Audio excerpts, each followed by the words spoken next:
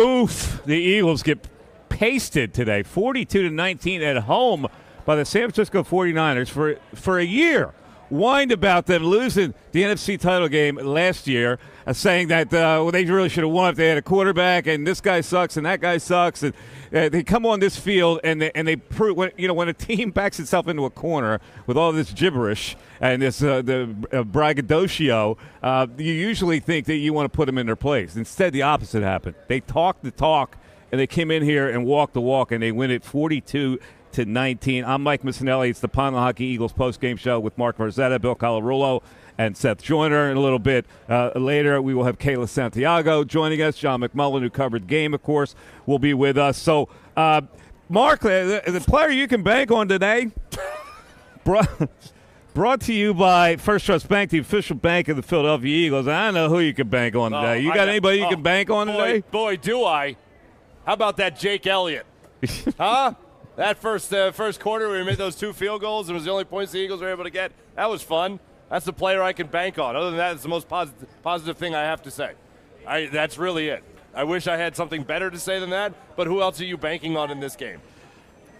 That's why they pay you the big money for the player you can bank on, because I don't have anybody that I can bank on today. I mean, you look at the Jalen Hurts, and it's 26 for 45 or 298 yards. A lot of them were meaningless yards, so you can't bank on him. But what about those 2 sacks?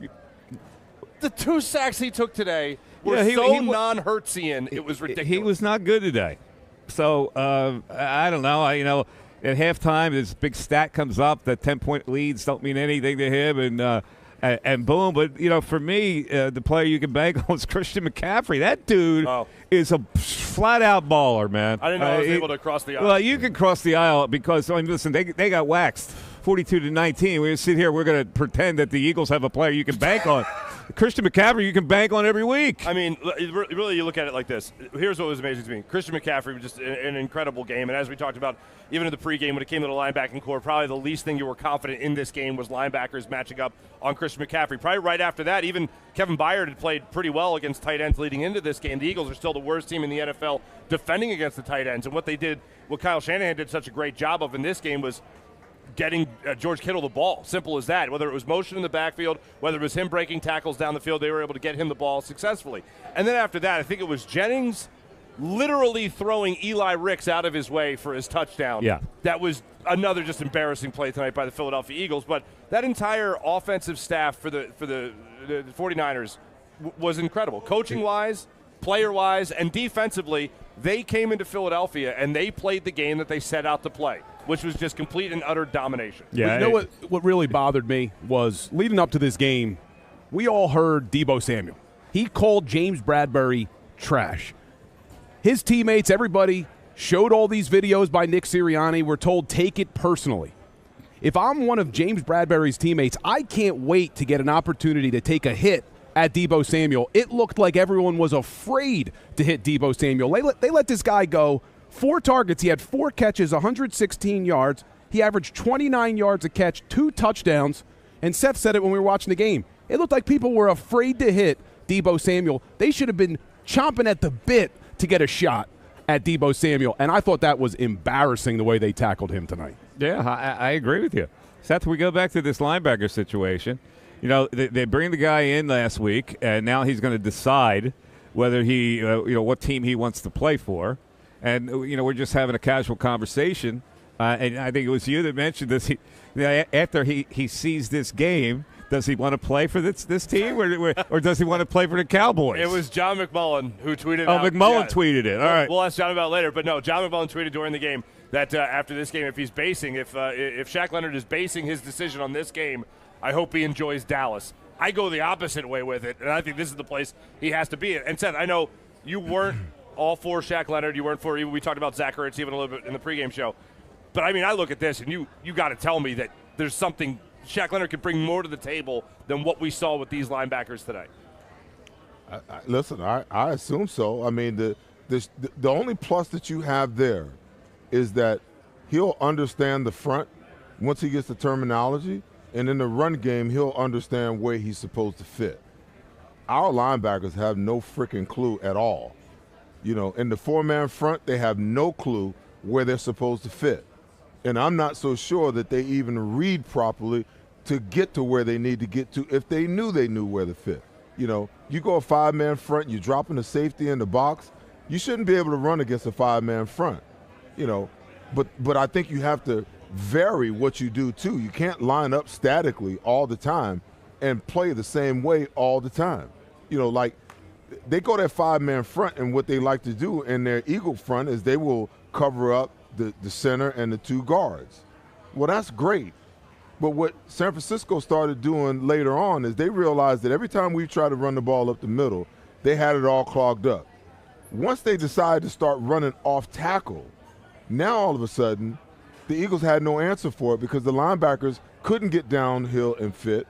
The defensive ends, the 2 guys over the guards, were too tight. You need to kick them out, you know, a little wider, maybe a 4-eye, so that now you can pitch down inside and make all the runs stay inside, and all the linebackers got to do is step up. But listen, they've got some problems, man. And you can talk about Shaq Leonard.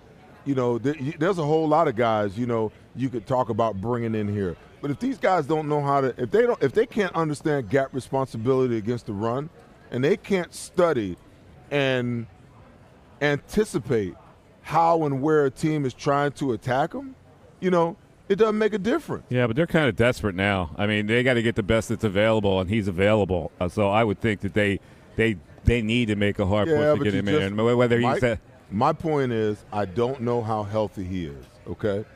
I don't know how healthy he is. Did the Colts release him because he's got a health issue?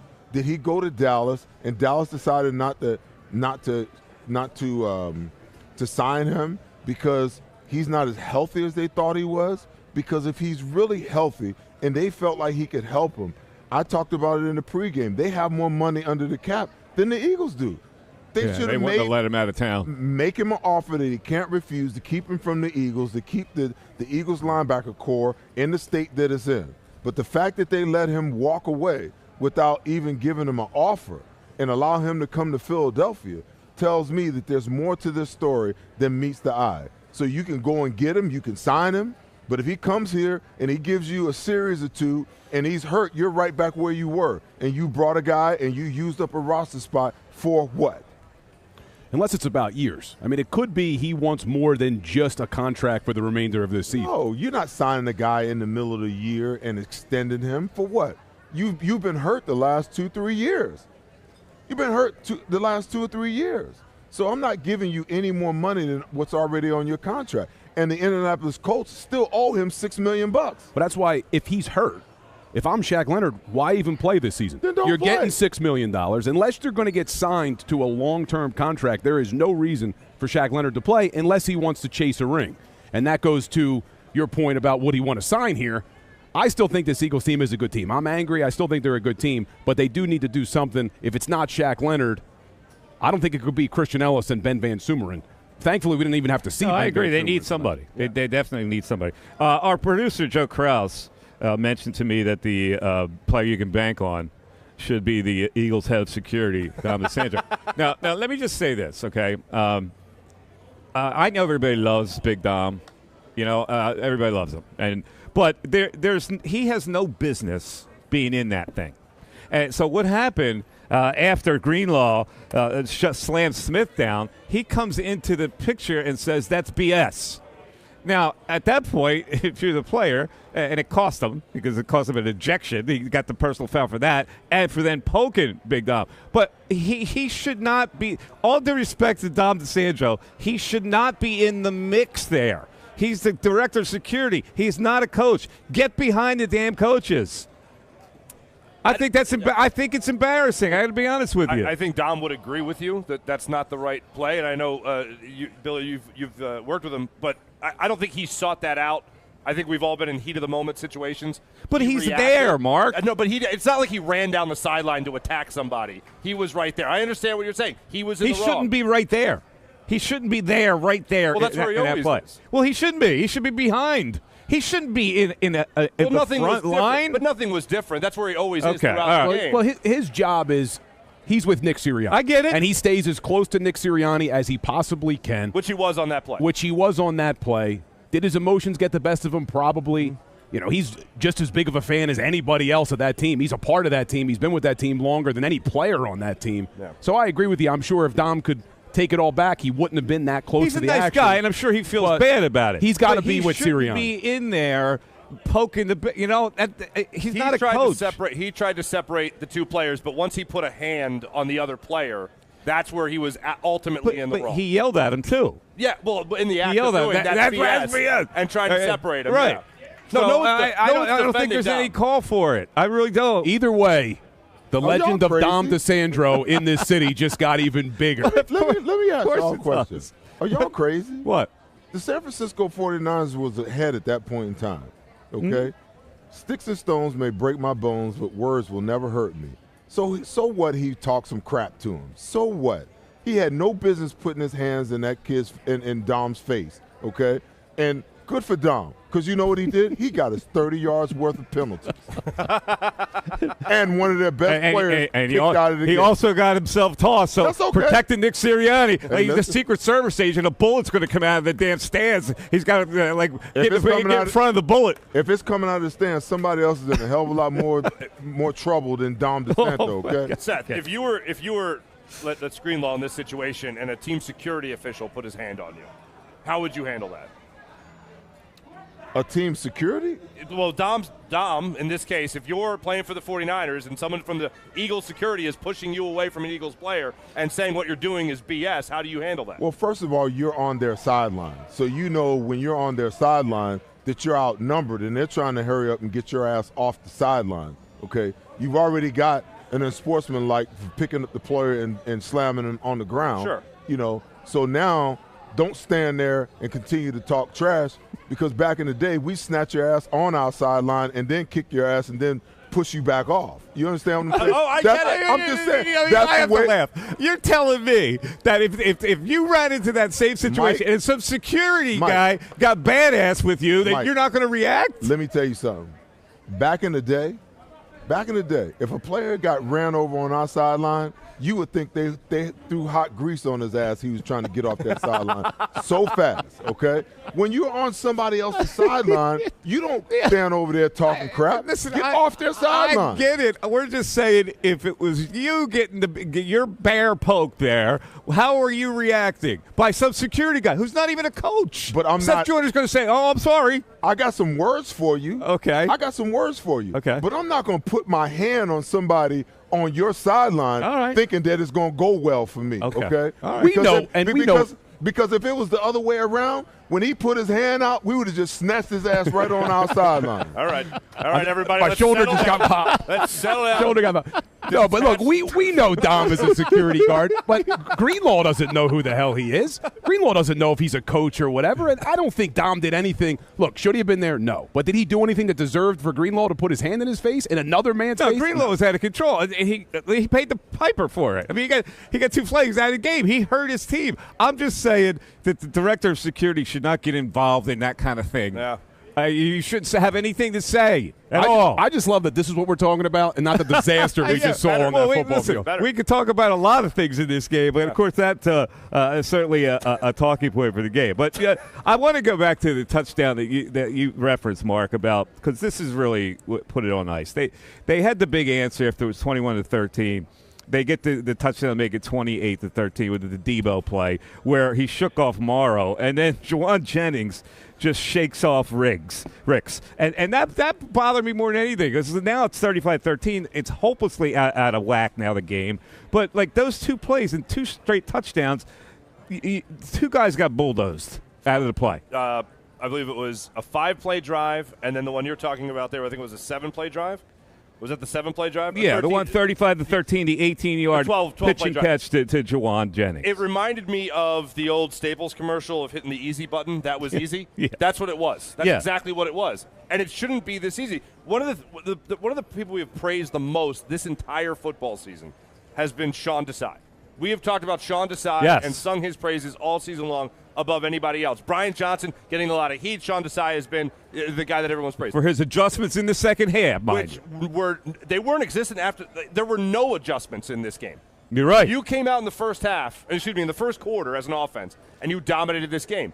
As a defense, you saw, again, Hassan Reddick start to get into the backfield and start to raise some havoc and start to raise hell in that backfield. And then that went away in the second quarter, third quarter, and fourth quarter. And there was no counter to it. We have seen it throughout the season from Sean Desai as those great second-half adjustments where he'll either start to bring more pressure, he'll start to dial up blitzes, and he'll make sure he tries to force somebody into a mistake.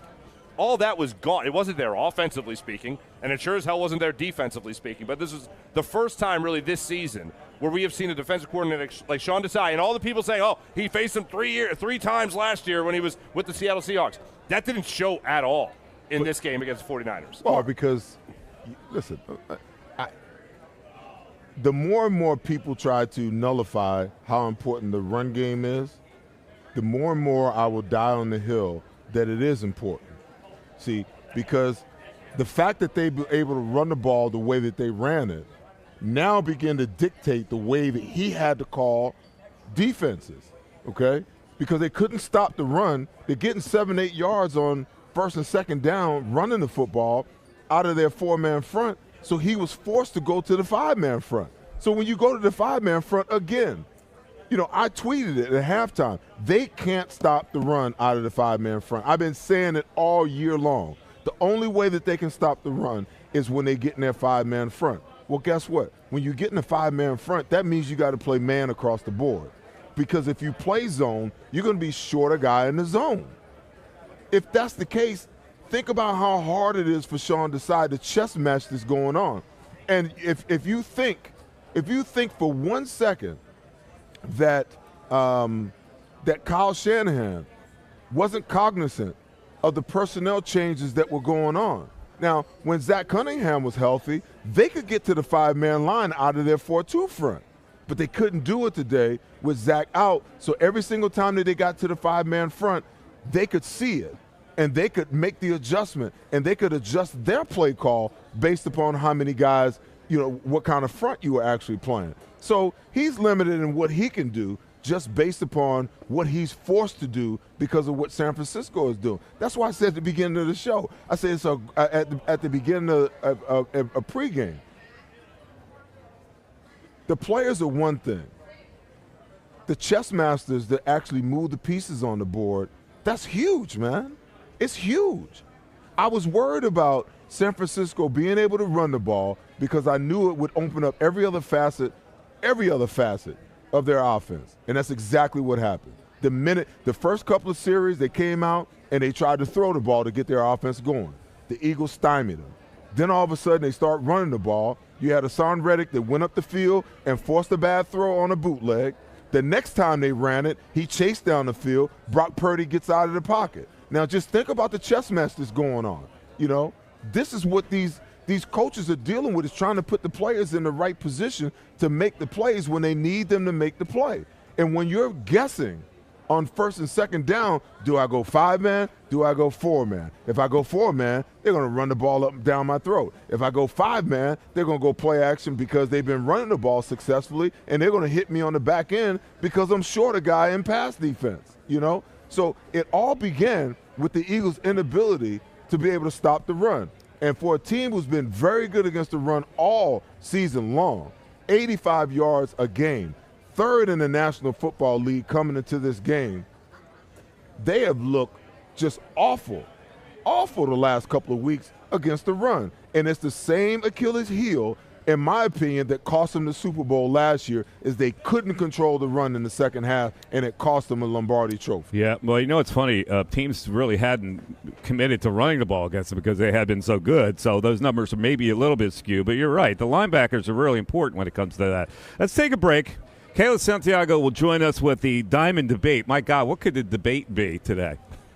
Can you? I have no idea what the Diamond Debate is. That's why we have to go into the mind of Kayla. She's got something up her sleeve.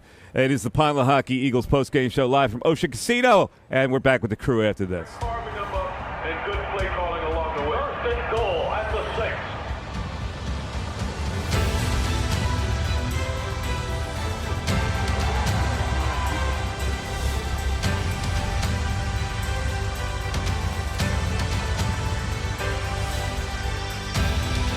On the field of life, First Trust Bank is there for you.